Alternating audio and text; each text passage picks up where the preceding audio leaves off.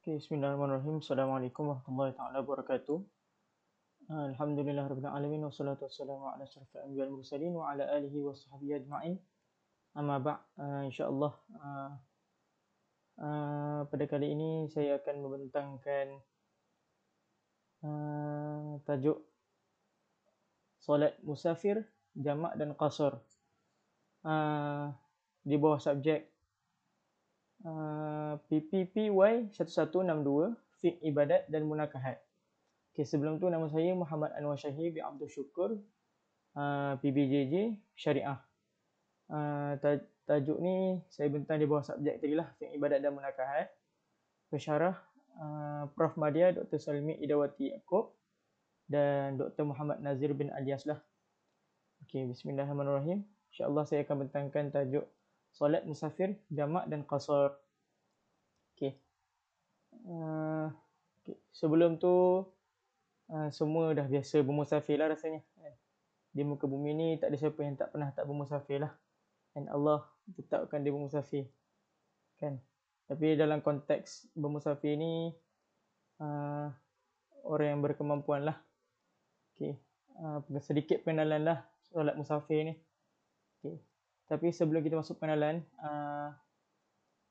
kita dah tahulah sebenarnya solat ni adalah satu benda, perkara yang utama lah. Solat adalah benda yang wajib yang ditetapkan oleh Allah Subhanahu Wa Taala kepada umat Islam lah. Dan bila mana kita menghadapi sedikit ujian dan seperti mana inilah musafir ni, Allah memberikan kita sedikit hadiah lah, ataupun orang kata rukhsah untuk kita ringankan solat, memendekkan solat. Macam itulah kan.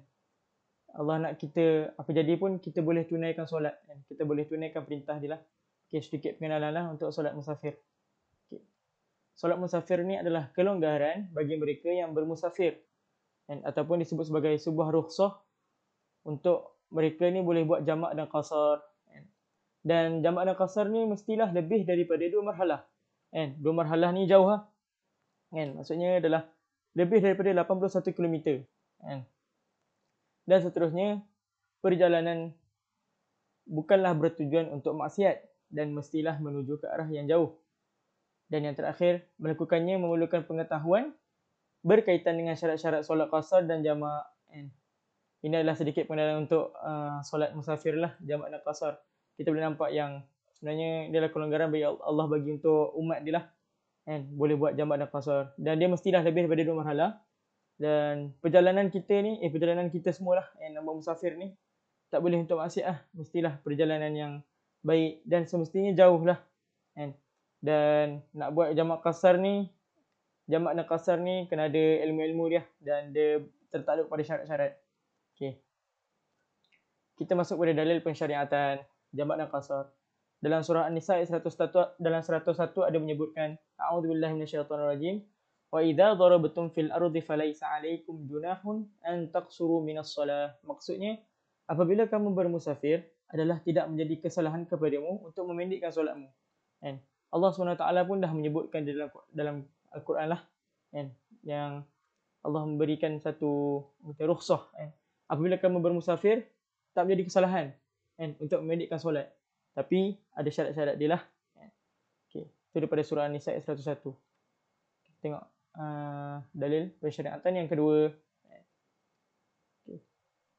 Daripada Anas bin Malik radhiyallahu anhu katanya, okay, biasanya Nabi Muhammad sallallahu alaihi wasallam dalam keadaan masa Nabi Muhammad sallallahu alaihi wasallam bermusafir lah, apabila baginda berangkat sebelum gelincir matahari, baginda menangguhkan sembahyang zuhur hingga waktu asar kan.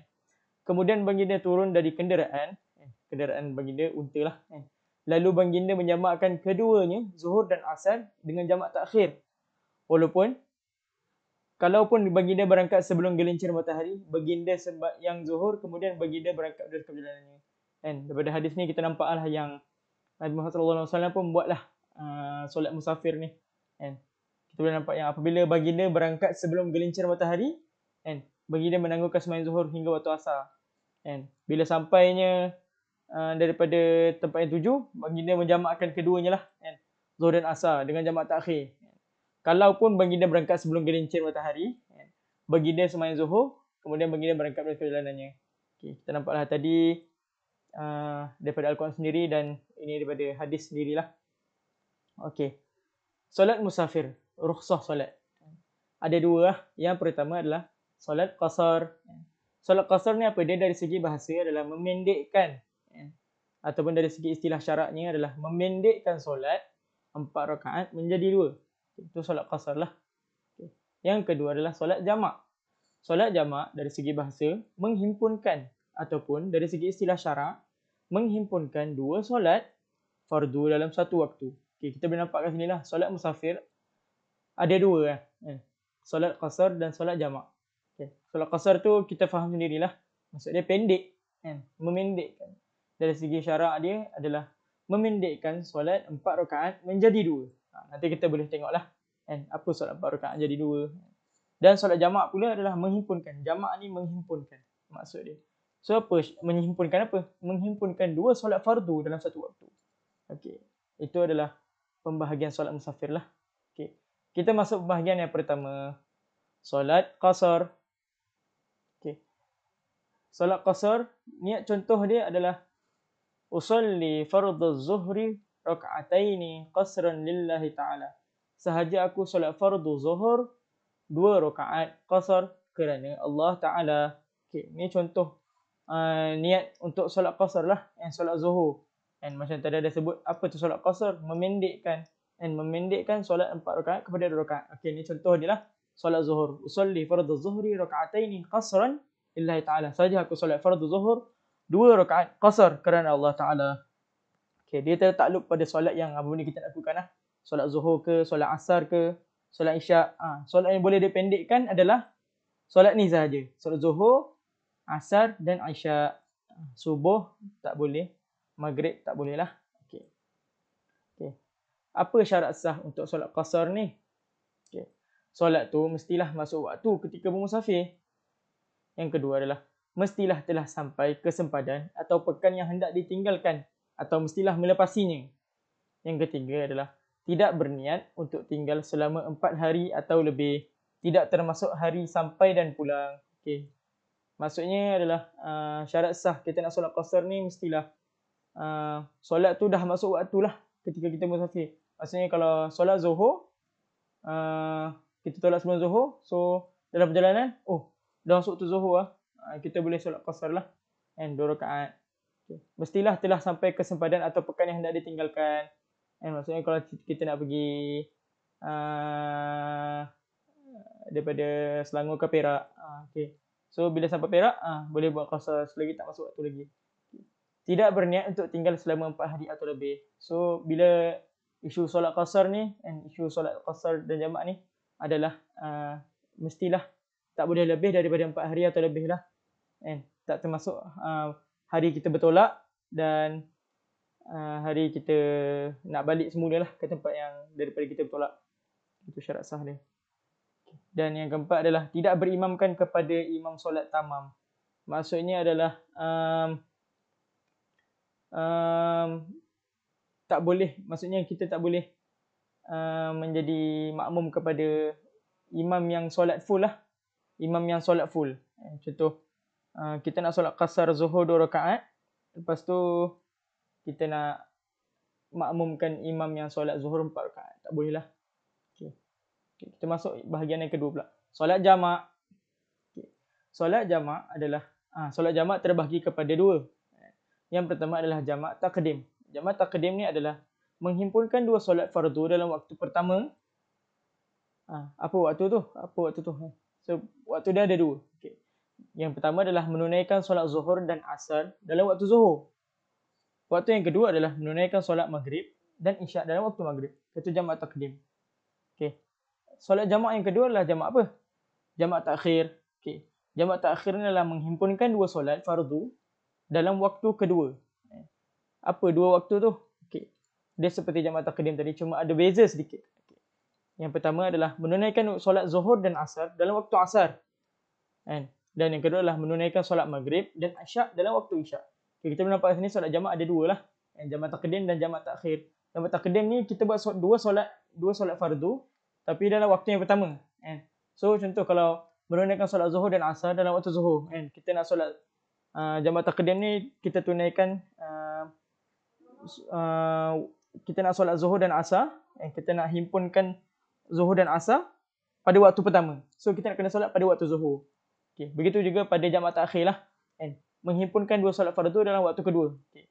Contoh kita nak solat Maghrib Isyak, kan. Tapi dah masuk waktu Isyak. So jamak takhir lah, kan. So kita kena solat pada waktu Isyak, kan. Okay.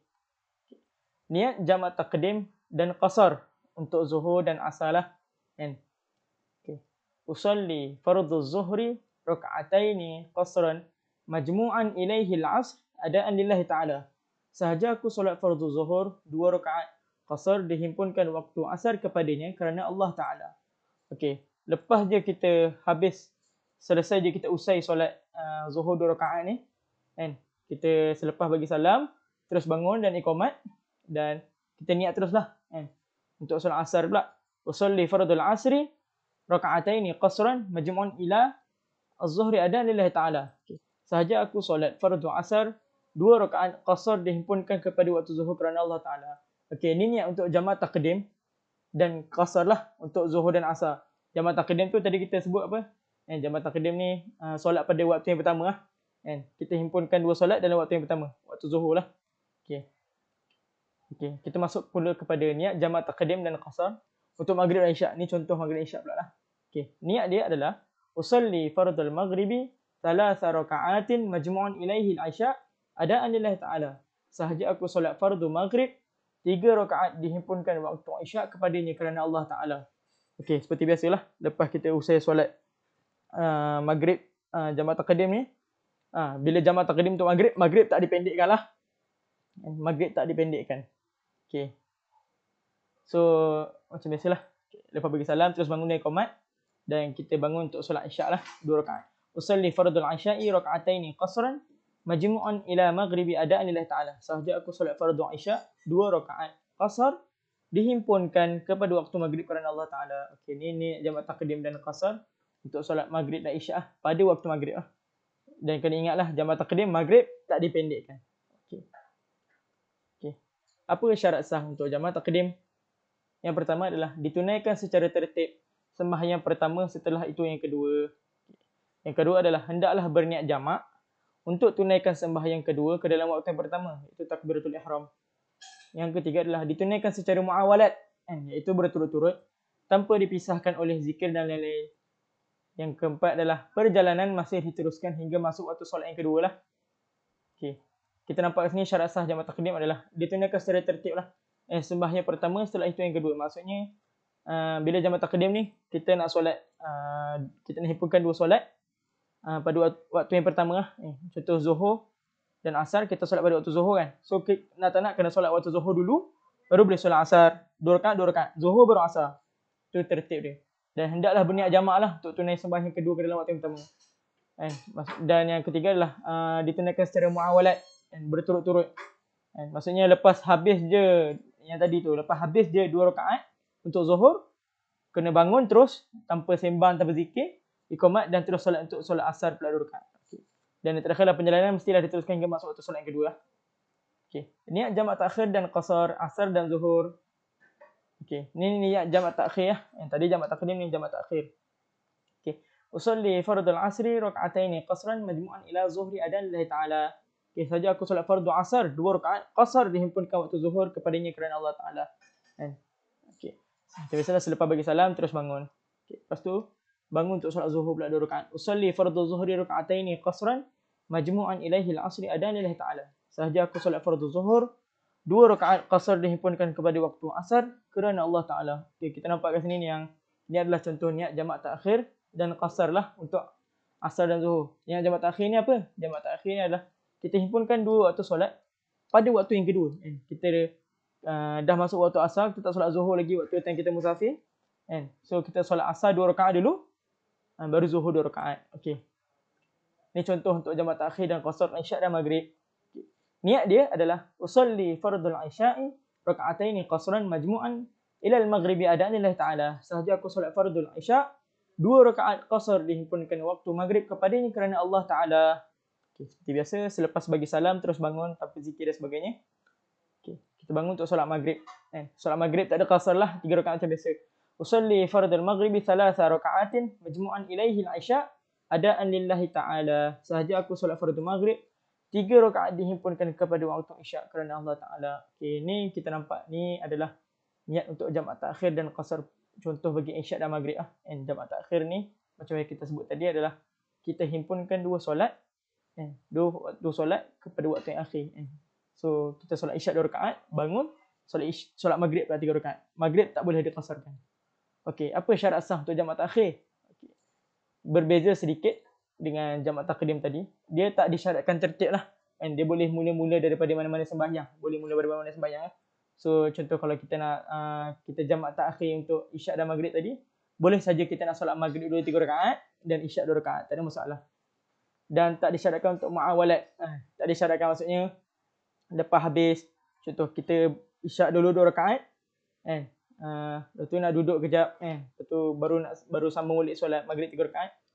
Tak disyaratkan lah untuk muawalat. Maksudnya tak disyaratkan untuk berturut-turut terus bangun ke apa. Tapi disunatkan. Maksudnya dapat pahala lah kalau kita buat. Okay. Yang ketiga lah berniat untuk melewatkan sembahyang yang pertama. Tu jamak takhir ya, berniat untuk melewatkan. Time kita musafir tu memang kita niat, nanti aku solat pada waktu isyak lah. Macam tu.